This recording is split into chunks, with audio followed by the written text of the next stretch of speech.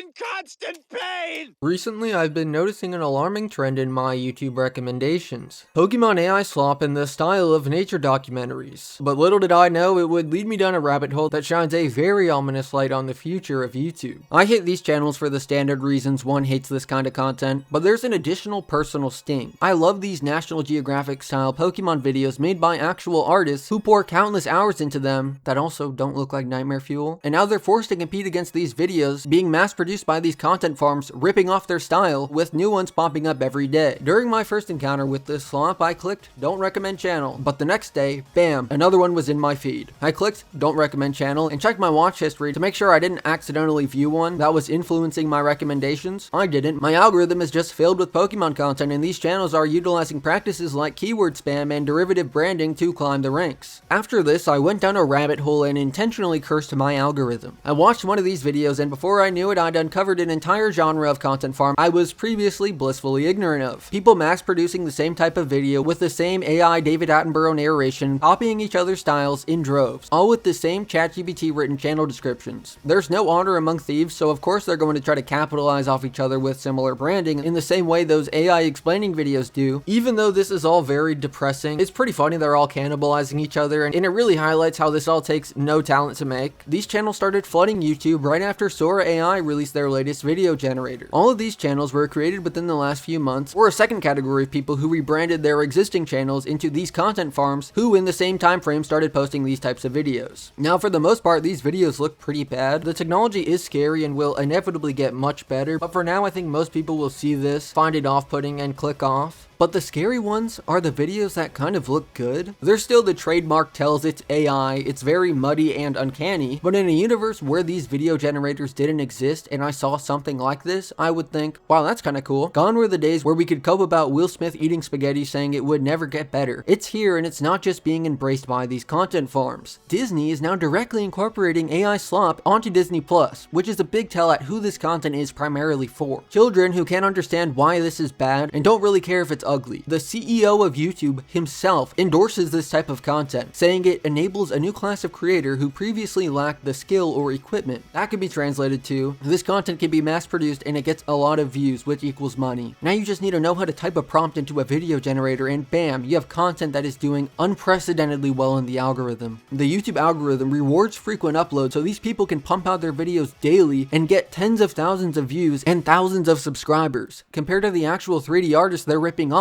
who take months between uploads, so they're not rewarded as much by the algorithm due to the gaps between posting. This screenshot is one of the most blackpilling things I've ever seen. This account gets upwards of 50,000 views per video in a day, with their biggest hits getting over 100,000 views. In 2 months, they've racked up over 40,000 subscribers, and they are making thousands of dollars, and will only continue to grow and make somewhere in the low 5 figures monthly. In the 48-hour period since I took this screenshot, they got 4,000 more subscribers, and some of these videos doubled in views. Editor's Room update, Pokemon Geographic has officially shot up 10,000 subscribers in less than a week, and his videos continue to get insane views. For people who don't understand, these numbers, even though the videos are short form, meaning less ads run, are making this guy unbelievable amounts of money. He's easily made over 10 grand at this point, and will maintain this pattern of exponential growth. He also launched a second channel he's promoting through this one that's just a rebrand of an old content farm where he posted fake AI trailers with weird Gooner thumbnails using likenesses of actual celebrities, which is fucking creepy. It also confirmed my suspicions these people are running several of these content farms at a time, which, why wouldn't you? They have the CEO's stamp of approval. Back to you, Past Maka. Here's another example. This channel has been posting for 2 weeks and is getting the same insane view counts on their videos. When I first started down this rabbit hole, they had 4,000 subs, and now they've almost tripled that. This is why the CEO loves AI slop. It's a symbiotic relationship between YouTube and these content farms, since they can churn out this garbage on a daily basis, which directly results in ad dollars for both parties. This comment on one of Pokemon Geographic's videos gives the game away. I just realized what a smart business move this is. A franchise with over 900 monsters? The content is infinite. It is so cynical, but also very true. People are making thousands of dollars, and since YouTube isn't punishing this content, not making it is just leaving money on the table. In that last part, the content is infinite, that's exactly what this slop is.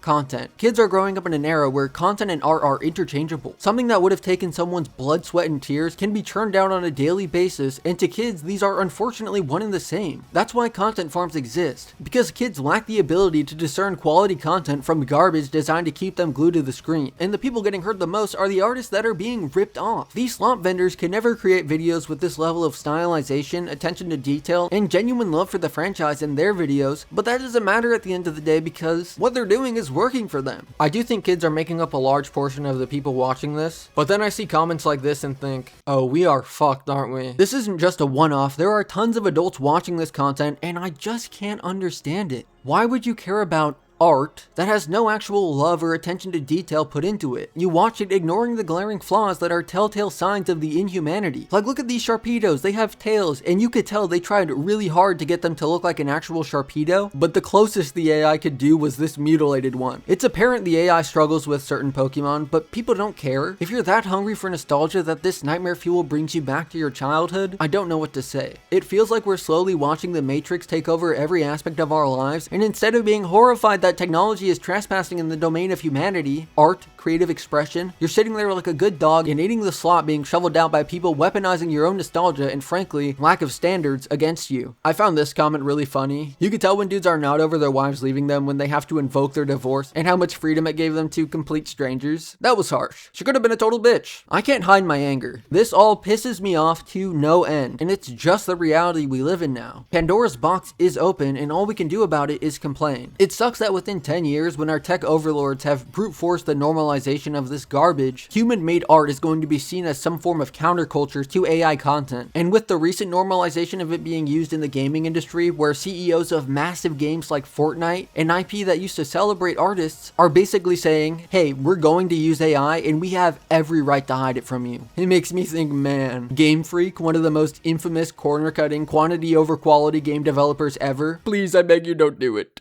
Don't go to any of the channels I talked about and comment mean things. All you're doing is pushing their videos in the algorithm by giving them engagement. Comment on my video to give me engagement. Or if I'm being less selfish, go support the incredibly talented 3D artists I talked about in this video who are forced to compete against a horde of inhuman slop tent. Their links are at the top of the description. Subscribe to them, like and comment on their videos. I'm sure having to deal with this new era of content creation is pretty upsetting for them, so they should know that there are people who still appreciate their work.